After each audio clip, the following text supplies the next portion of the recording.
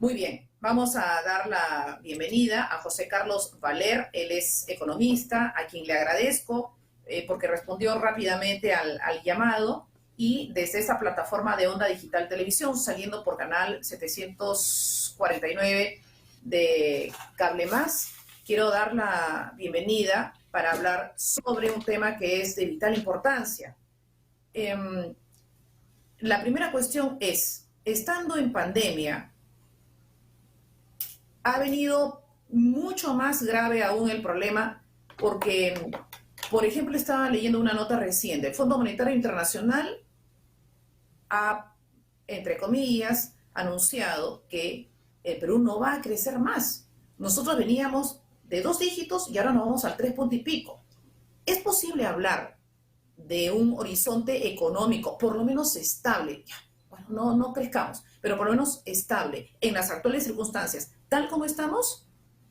Muy buenos días, sería en Londres, muy buenas noches en el Perú, en Lima. ¿Qué tal, Milagros? ¿Cómo estás? Eh, Bienvenido. el- Gracias. Las perspectivas económicas en Perú tienen un gran problema, ¿no? El riesgo político que está atravesando Perú impide cualquier aprovechamiento de los precios de los minerales como el cobre que tenemos ahora, ¿no? A su máxima expresión. Es decir, tenemos unos ingresos extraordinarios por los precios altos del cobre, pero eso no necesariamente se traslada en crecimiento económico o bienestar económico, ¿no? El Fondo Monetario está bajando la tasa de crecimiento de general de los países y sobre todo los emergentes a niveles de 3.8, 3.6.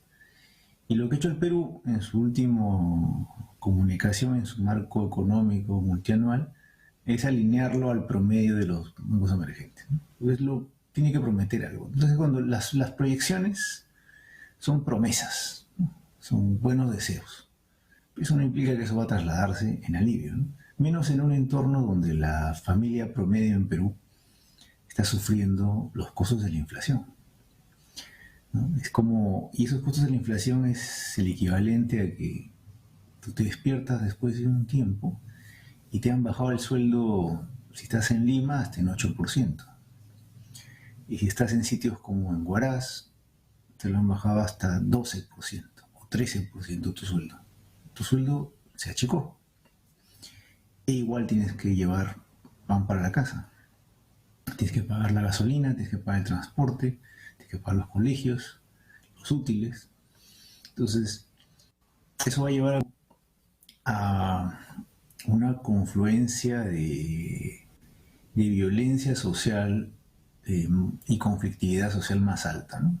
O sea, de acá a las elecciones regionales, lo que vamos a ver es una inflación persistente, una inflación que no puede controlar el Banco Central, porque es una inflación externa, y no estamos preparados para aliviarla. Pero por otro lado vas a ver ingresos extraordinarios en el sector fiscal, por ejemplo en la minería. ¿Cómo trasladar ese beneficio temporal que tenemos en la minería para aliviar el problema temporal de la inflación? Esa es la gran pregunta hoy en día, ¿no? Entonces, ahí ves que el Banco Central no está conversando con el Ministerio de Economía, ¿no? El Banco Central está preocupado en el dólar y ha venido subiendo su tasa de interés. Y la gente me dirá, ¿y eso a mí qué me toca? No, la tasa de interés que va subiendo el Banco Central, si bien ayuda a que el dólar no suba un poquito, pero como han visto, basta un descuido del gobierno, una metida de pata del gobierno, para que todo el esfuerzo del Banco Central se va al agua, ¿no? Todo lo que he hecho en estos meses, el tipo de cambio ha vuelto a subir a 3.8 y nos hemos quedado como al principio, ¿no? Y el Banco Central y el MEF no conversa con el Banco Central, porque lo que deberían generar es algo que es un alivio económico a las familias y a las pymes, a las empresas, al empresario pequeño, ¿no? En mi opinión, debería ser una rebaja de impuestos generalizada mientras los precios del cobre estén así de altos. Eso me extraña a mí, porque la visión interna en Perú, en todo lo que he leído de los economistas peruanos, es más impuestos a la minería, más impuestos a... O sea, tenemos ingresos extraordinarios y eso es un tema de discusión no tan relevante como aliviar el problema en las familias, como aliviar el problema del pequeño empresario que está viendo sus costos subir, porque no solamente sube el pollo, la papa, el gas, también suben los insumos importados, también suben, porque todo está indexado, además del dólar, en el mundo están subiendo, ¿no? Entonces, el constructor está golpeado, el restaurante está golpeado, el, el taxista está golpeado por el precio del petróleo, de la gasolina, ¿no? Entonces, ¿cómo aliviar eso? Entonces, hay dos maneras. O das subsidios, que es lo que propone economistas como Frank y otros, que son subsidios de una sola vez, ¿no? Y que ahí se acaban, ¿no? O sea, económicamente son como limosnas, ¿no? Te dan un poquito para que estés un poquito más contento, justo cuando está llegando las elecciones, Por eso el interés de los políticos hoy es dar subsidios hasta las elecciones regionales. ¿Por qué? Porque tienen un problema de popularidad, ¿no? Las encuestas se les están yendo al piso. Y todo su esquema de política, de estrategia política, estaba basado en ganar las elecciones regionales. Con niveles de inflación tan altos en provincias, con bajo crecimiento, el empleo no se termina de recuperar, el salario no sube, está bajando. Y encima le pegas con la inflación y baja más. El resultado de las elecciones regionales va a ser un voto de cólera, ¿no? Va a ser un voto de no quiero saber más de esto, ¿no? Entonces ahí el gobierno puede perder uno de sus bastiones políticos que has tenido hasta ahora, que son los gobiernos regionales. Entonces lo que vamos a ver es una insistencia del gobierno en gastar con subsidios, que son subsidios, la gente dice, pues bueno, pero algo ayudará. No, esa no es la labor, ¿no? ¿Qué preferiría la gente, no? Que le den una limosna de 800 soles, 500 soles, como el año pasado con el Yanapay, o prefieres que te bajen los impuestos a la mitad o una tercera parte. ¿En dónde bajas impuestos? En las planillas de la gente que recibe planilla y les cuentan entre 15 y 30% de su sueldo. Bájale los impuestos a las pymes, ¿no?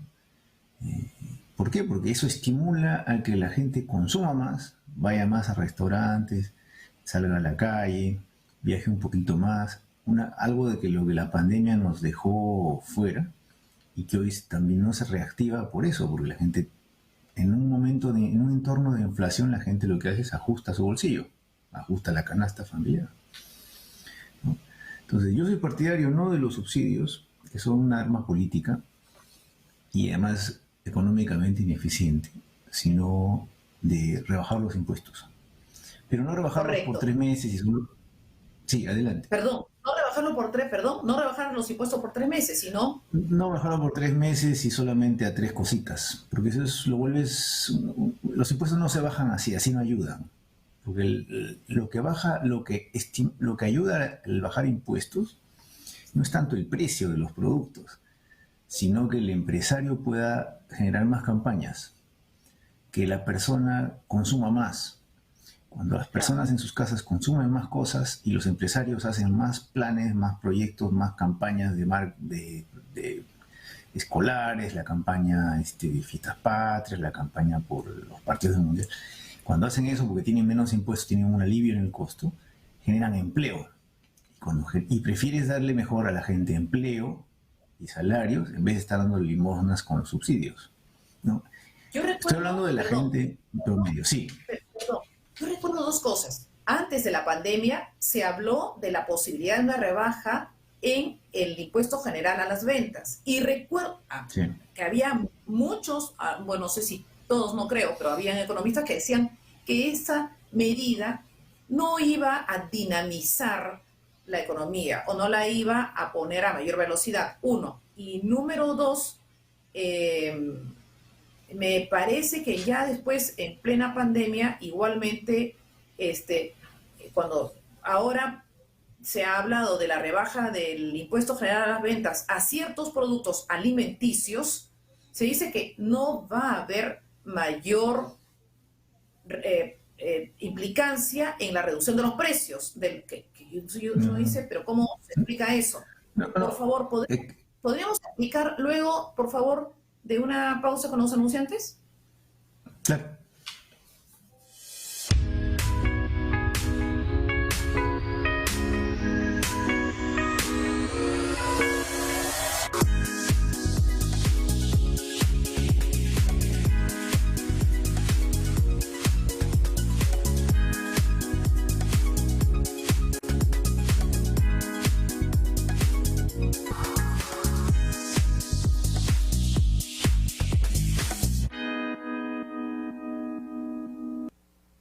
Nice Spa, concepto de belleza. Lo moderno, lo inimitable y lo exclusivo lo encontrarás aquí en Nice Spa. Somos el único centro autorizado en el Perú para realizar el tratamiento facial Green Peel alemán, desarrollado médicamente a base de ingredientes vegetales naturales. Contamos con los tratamientos Endermology y la última tecnología Lipomassage para remodelar, reafirmar o redefinir tu figura. Y te ofrecemos los servicios de depilación definitiva y peluquería que te harán sentir radiante. Tenemos certificaciones a nivel de Alemania, Estados Unidos, Chile y Brasil. Nice Spa, concepto de belleza.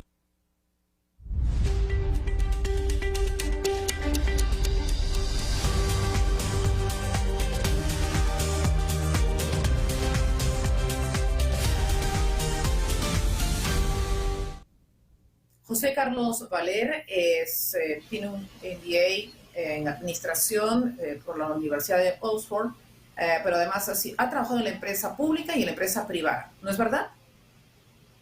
Sí, en banca.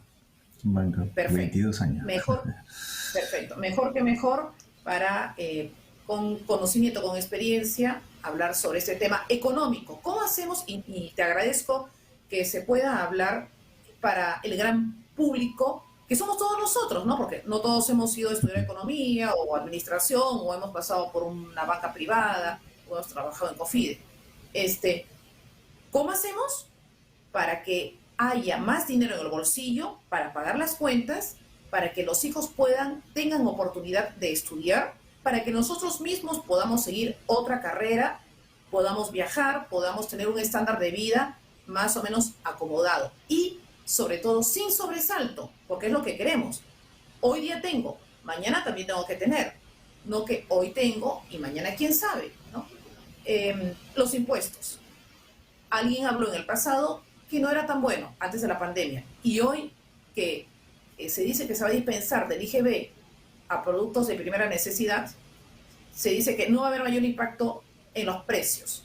¿Es falso o es mentira? Y en el anterior caso, ¿por qué se oponían a la reducción de impuestos? Bueno, ahí entras al tema de las ideologías en economía, ¿no? Entonces te vas a dar cuenta de una cosa: los economistas mayores que yo, mayores de 40 años, todos han sido educados en el concepto de que el Estado es el papá gobierno y hay que darle toda nuestra plata, la mayor cantidad de plata posible, todos, nosotros, las empresas, todo, porque ellos mágicamente son tan sabios y tan eficaces que van a redistribuir ese ingreso entre la gente, ¿no? Sabiamente. Lo cual, revisando nomás los últimos 2 o 3 gobiernos, nos damos cuenta que es una falacia, ¿no? Una mentira. O sea, los gobiernos, los del Estado, son los seres más ineficaces, más ineficientes, económica, financieramente e incluso socialmente, para administrar el dinero. Bueno, entonces, la ideología antigua es esa, ¿no? Hay que subir los impuestos para repartirlos. Entonces, ¿cómo los reparten? Mediante subsidios, ¿no? Ese es un mito, porque puede ser cuestionado en países como el nuestro. Depende en qué país estemos. En el país como el nuestro, donde la burocracia y la clase política usan este dinero de los impuestos como arma para conseguir votos o como botín para su cleptocracia, tener mucho impuesto guardado ahí sin usar no es bueno. ¿Cómo aliviamos a las familias? Ya, muy bien. Bajamos los precios mediante bajada de impuestos. ahí sí tienen razón. O sea, cuando tú bajas impuestos, no vas a bajar los precios. El propósito de bajar impuestos es crear trabajo y crear mejores salarios. ¿Cómo así?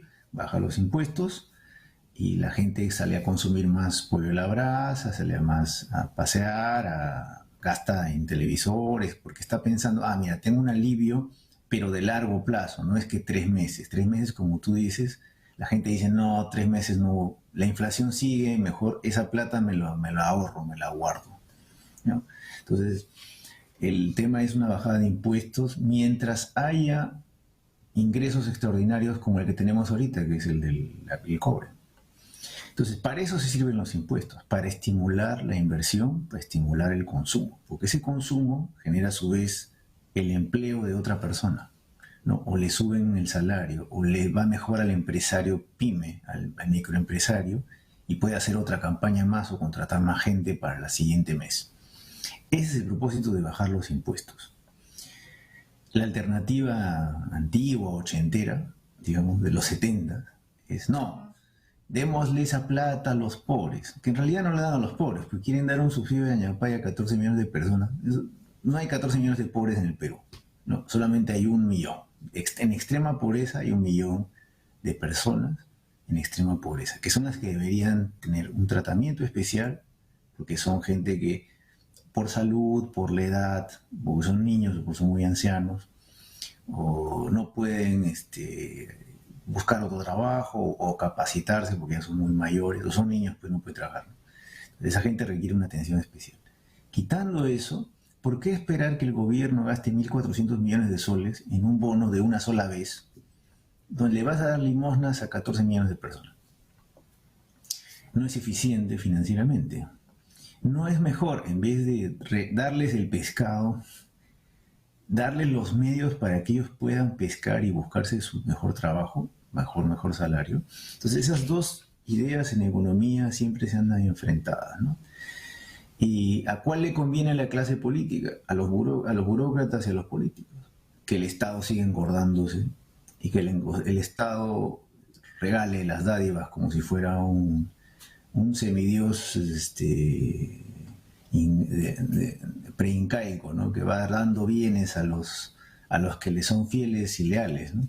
O reduce los impuestos y alivias inmediatamente el bolsillo de familias y el bolsillo de los empresarios para crear más empleo. ¿De qué impuestos estamos hablando? ¿De cuál? ¿Y en qué orden, por favor? Los impuestos, en orden sería, primero, los impuestos a las personas, a la renta de las personas. El impuesto a la renta que pagan las personas, los que pagamos todos los que estamos en planilla, digamos, ¿no? Que son los que contribuyen con 1/3 de los ingresos ordinarios del gobierno. No es poco, es un montón. Ahí está esos ingresos. ¿Dónde está también los impuestos, como los impuestos al consumo, que es, por ejemplo, el IGB? El IGB es el impuesto al consumo. Pero el chiste de esta bajada de impuestos es que la gente tiene que percibir como que es a largo plazo. Es algo que va a acabar en 3 meses. Porque si no, la gente no gasta. ¿En cuántos puntos es posible, en esta línea de trabajo, en cuántos puntos se sugiere reducir el impuesto general a las ventas, por ejemplo? Por ejemplo, el impuesto al IGB, ¿no? Que está a 18,5%. 18%. 18%. Eso lo puedes bajar directamente a 14%, 4 puntos. Quiere ser un poquito más avesado, lo puedes bajar hasta 12%. ¿No? Estamos hablando casi bajarlo un 50%. El impuesto a la renta, los que pagan 30%, bueno, pueden pagar 20%. Y los que pagan 20, bueno, pueden pagar 10. Y los que pagan 10, que paguen 5. Correcto. La rebaja es mayor cuando bajas a los que ganan menos, obviamente. Así. Claro. El IGB no se puede hacer tanto porque el IGB es para cualquier bien. El IGB también lo puede bajar. Pero ¿en qué está fundamentado el poder bajar los impuestos? En que tienes ingresos extraordinarios. Entonces tú trasladas el beneficio de la minería y el beneficio de los altos precios del cobre directamente al bolsillo de la gente.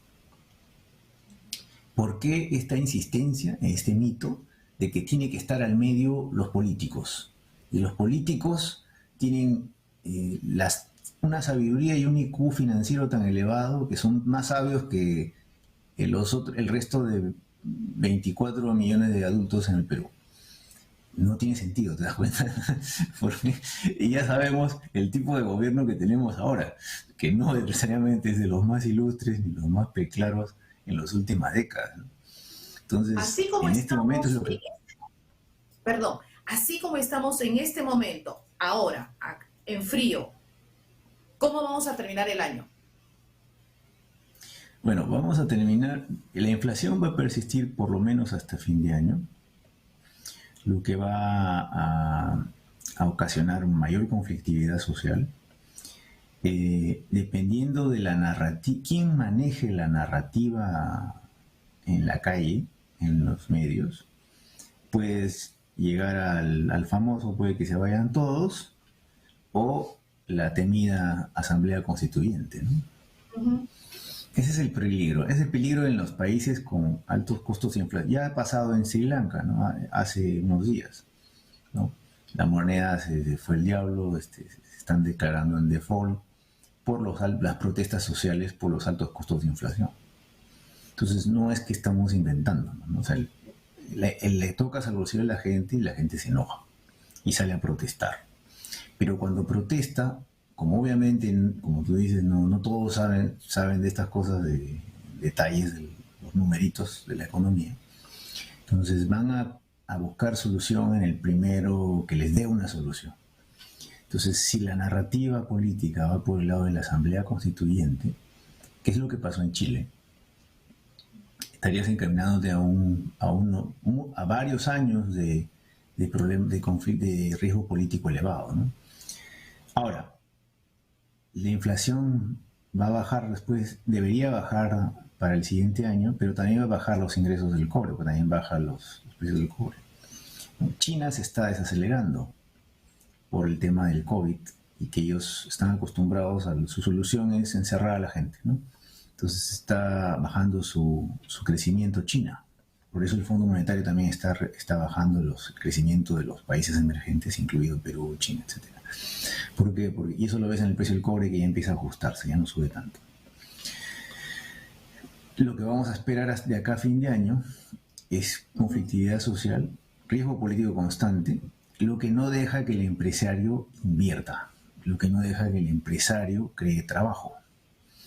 Y si no crea trabajo y no paga mejores salarios, es una espiral que va cayendo. Menos trabajo, menos salarios, más conflictividad social, más violencia y más demanda por soluciones radicales, que ese es el peligro, ¿no? Una cuestión última ya. Y el común de los ciudadanos, ahora también hay que anotar que hay ciertos sectores que les va bien. Tal vez serán los menos, pero entiendo que hay, pero muy pocos. La pregunta es esta, finalmente. El común de los ciudadanos, ¿qué podemos hacer para protegernos? Bueno, aquí hay algo que es contraintuitivo, ¿no? El mejor trabajo en el Perú hoy en día es estar en el Estado, ¿no? Porque el único sitio donde está creciendo el empleo es en el Estado. Está creciendo 7% y el salario en el Estado también está creciendo. Entonces es un gran empleador de gente, que obviamente es un trabajo no muy bueno y que cambia de gobierno, cambia de régimen y todos cambian. O sea, no es un trabajo estable en el largo plazo. Ese es el mejor. Lamentablemente es ahorita la opción. La otra opción es de los jóvenes es el resto de familias, mejor dicho, es todos estos subsidios o lo que les venga por algún lado, ya sea por la AFP, es restringir su gasto, ¿no? O sea, el mejor consejo a las familias hoy en día es restringir su gasto, porque no tenemos seguro en qué momento se va a reactivar el empleo y los salarios y la economía. Entonces lo mejor es ser prudente y aguastar el ingreso, lo cual es un mal consejo para la economía en general, como te digo. Pero hay que pensar en la ama de casa, en el padre de familia, ¿no? Así es. Muy bien, muchísimas gracias por este tiempo. Sobre todo, cogiendo siempre las ideas más saltantes y tratando de interesarnos más. Ahora sí nos tenemos que interesar más por lo que digan los políticos, como acabas de referir. Ojo con estos anuncios y estas cosas que salen en los medios. Todos tenemos que tener responsabilidad y hay que dar espacio no solamente para un lado, sino para todos, y saber qué compromete esos cambios pretendidos de las autoridades de turno de este momento. Hay que saber qué estamos construyendo en el camino. La propuesta de rebaja de impuesto, por supuesto, cualquier persona puede discutirla, pero tal vez en el momento sería muy bueno también mirar lo que acontece en otros países, donde efectivamente se estudia y creo que ya se rebajó el impuesto, y además, que no hemos dicho nada, se ha pensado ya en hacer un reajuste a la subida, quiero decir, subir las pensiones, porque estas van en detrimento también. Hay que pensar que la inflación no es solamente un numerito, sino hay que pensar que si uno tiene no sé, 10 unidades monetarias, el porcentaje, 7% de inflación o 3% de inflación, quiere decir que tiene 3 soles menos o tiene 7 soles menos. Ya no es esa cantidad de dinero. La inflación es un impuesto más, ¿no? Es como si te bajaran el sueldo. Esa es la inflación. Te bajan el sueldo y igual tienes que seguir comprando pan y pollo y comida para la casa, pero con un sueldo menor, ¿no? Que además ya ha subido, por supuesto, ¿no? Claro, entonces aquí el mayor riesgo, porque no podemos controlar esa inflación, viene de afuera. Ese es otro problema. Y aquí, entre el BCR y que quiere defender su dólar para que no le cause problemas políticos, y el MEF que no sabemos qué está haciendo, pero seguro que está luchando contra no despilfarrar el dinero del cobre que se está generando para mantener su regla fiscal, pero persiste en esta mala idea de que ellos deben tener el dinero, ¿no? Es decir, no devolvérselo a la gente, que es lo que deberían estar pensando. Entonces, en ese escenario, la peor decisión de la gente con un bolsillo golpeado podría ser cómo va a votar en las elecciones regionales, o si este tema de la Asamblea Constituyente sigue, hay que acordarse que los referéndums suenan muy bonitos, ¿no? El pueblo va a decidir y esto, pero puede ser el más gran error de un país, ¿no? ¿Por qué? No es porque no dejes de escuchar al pueblo. El problema es que el que hace la pregunta del referéndum solo te pone el lado bonito, ¿no? Quieres que los precios no suban, pero no te dicen los costos, nunca te dicen los costos, nunca te dicen, oye, pero podría generarse un mercado negro y el precio del pollo y el pan van a escasear y van a subir al triple. Eso no te dicen en la pregunta del referéndum, ¿no? No, quieres hacer un senado, un bicameral, pero no te dicen cuánto va a costar, porque ese costo va de los impuestos. Ese costo es un desayuno menos para la gente que recibe del MIDIS subsidios y ayuda a los niños. Ese senador extra que vas a tener es un pan menos de esta gente. Entonces, cuando te hacen los referéndums, solo te preguntan en positivo, ¿no? Todos son buena gente, ¿no? Optimistas. ¿Quieres resolucionar tus problemas? La gente va a decir sí, pues. No van a decir no.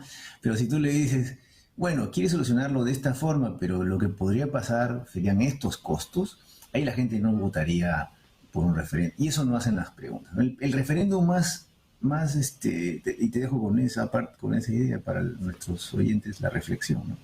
El referéndum más famoso de la historia es el de Poncio Pilatos cuando se lava las manos. Y acuérdense de Poncio Pilatos, es un político. Y lo que quería era salir del problema, ¿no? Entonces, su mejor opción fue decir, hay que hacer un referéndum, ¿no? Y el referéndum es manipulable porque llevas a tus amigos a la plaza, que es más o menos lo que quieren hacer, ¿no? Llevar a sus grupos sindicales y a sus amigos políticos para que sean gran parte de la Asamblea Constituyente.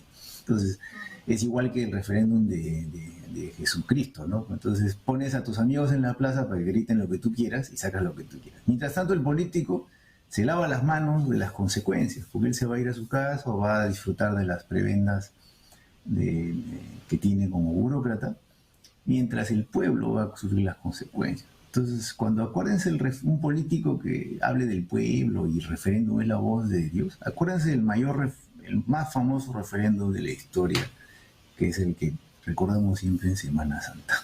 Y ahí recién digan, ¿esto me conviene o no?